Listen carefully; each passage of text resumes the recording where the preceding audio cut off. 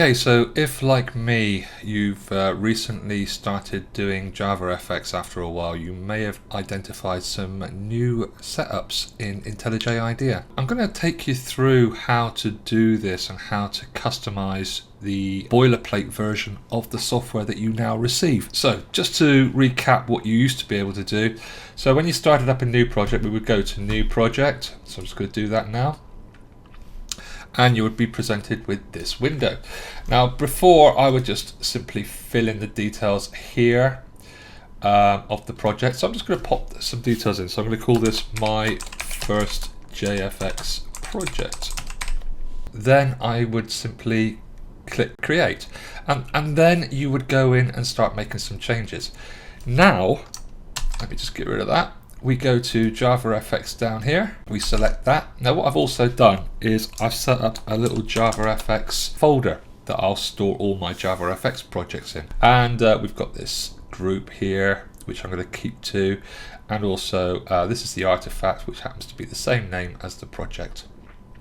So I'm going to say next. Oh, by the way, you'll also see that we can choose the language and we can select either Maven or Gradle. I'm going to stick with Maven for now, and I'm just going to hit next. Now you get some additional libraries which you can install. I thought these were all going to be really useful in the first instance, but actually I'm not going to use any of them at this time. It is worth noting that when you click on one, it basically adds it to the dependencies down here. Also, if you want to find out more about each one, you can click on the website link here and it'll take you straight to the website. So each one of those has their own link. So they'll tell you what you can use them for. All in all, that's really handy to know because sometimes you may have some dependencies that are required in your system, and rather than trying to hunt around, these ones are already been set up for you. Just simply visit the website to see if they match what you want to do. I'm not going to click any of them. I'm just going to simply say create. Now when I hit create, it creates a boilerplate version of the JavaFX file, and actually off the bat I can start running this. So let me just wait for it to install. You'll know when it's fully installed because the little triangles will appear to signify that you can run it. So I'm just going to simply click run, and you will see straight away that it'll start installing, start doing everything. So here we go, we've got a little JavaFX window up here. It's got minimize, maximize and close. It's got a little hello button with a hello exclamation mark, and when I click on that, it then gives me a little welcome message. So really handy little tool. Before, when I had to do all of this, I would have had to have gone to file, into project structure, over to libraries, add the necessary library for this. I would have to do all of that. Then I would have to go up to the run and go into edit configuration and modify my virtual machine. So over here, go to modify options, add VM option, and then basically start adding my VM.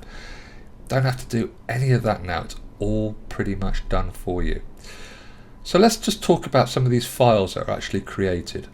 So first of all, we got the actual application file, which is what we're looking at right now. And this is, if you like, the main file for running. So we've got the base class, okay, which extends application. So all the normal sort of stuff. Down here, we've got, we've got the main class, which we must have to run any application, and you can see it's already set up for you. The only thing that it should really have in it is launch if you're just running a JavaFX file. We've got the settings for our JavaFX scene. So we've got the stage set, we've got the scene set within the stage, and then we've got the stage show. So it's all pretty much done. What we're now using more than ever before is this FXML. Okay, and if we look at the top here, we'll see that FXML is just here. And this is your FXML script. It looks very XML. Okay, so for those of you that may have done some HTML, it looks a little bit like that. And this is what sets your screen up.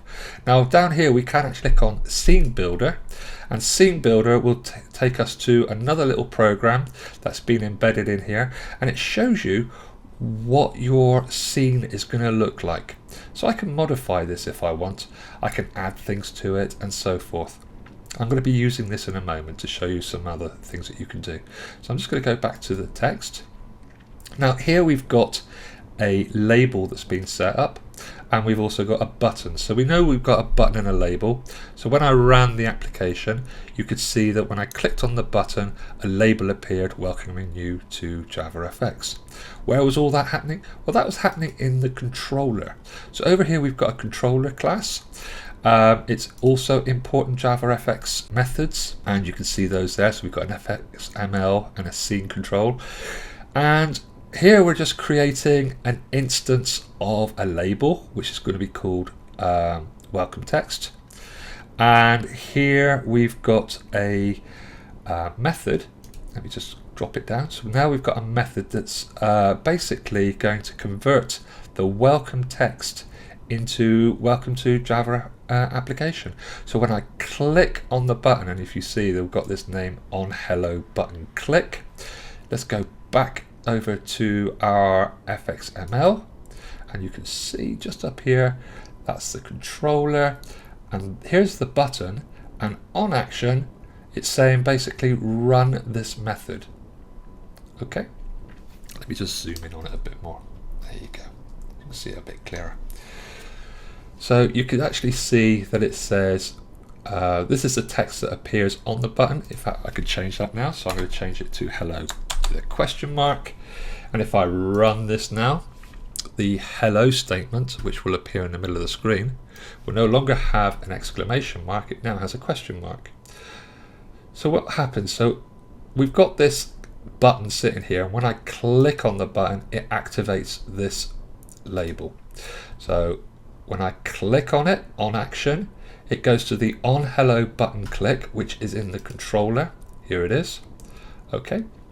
And it just basically does it.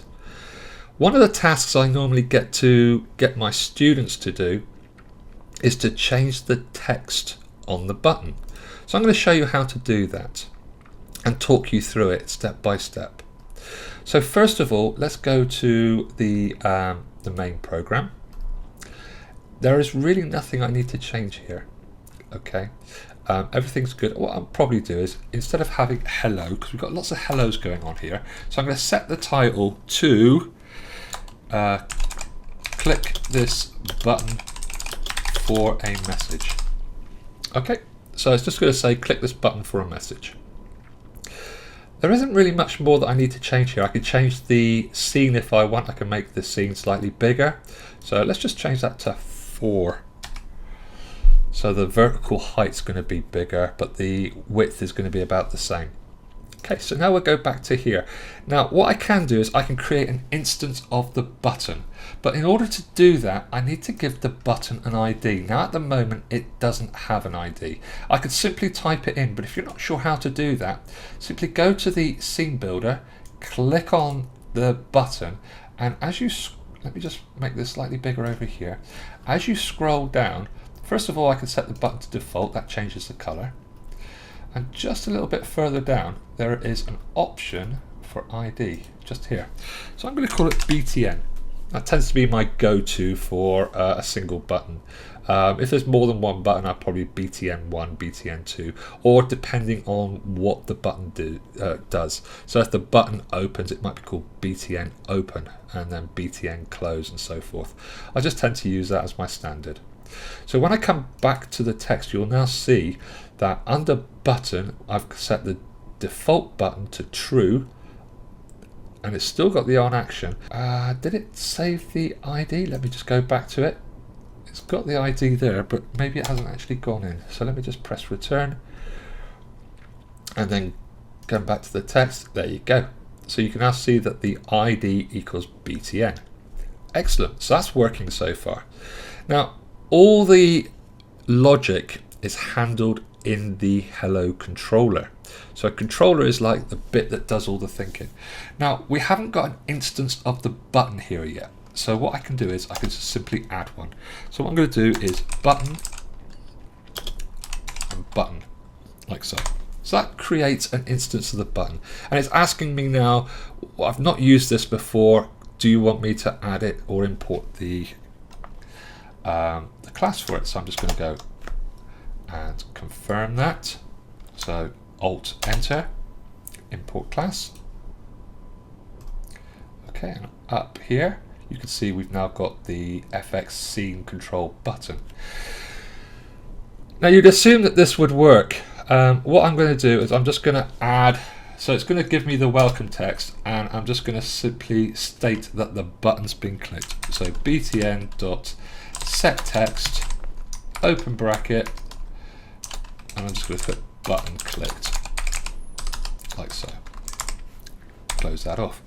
And you think that that would work. So let me just try it and show you what actually happens. So I'm going to run it. Everything seems okay so far.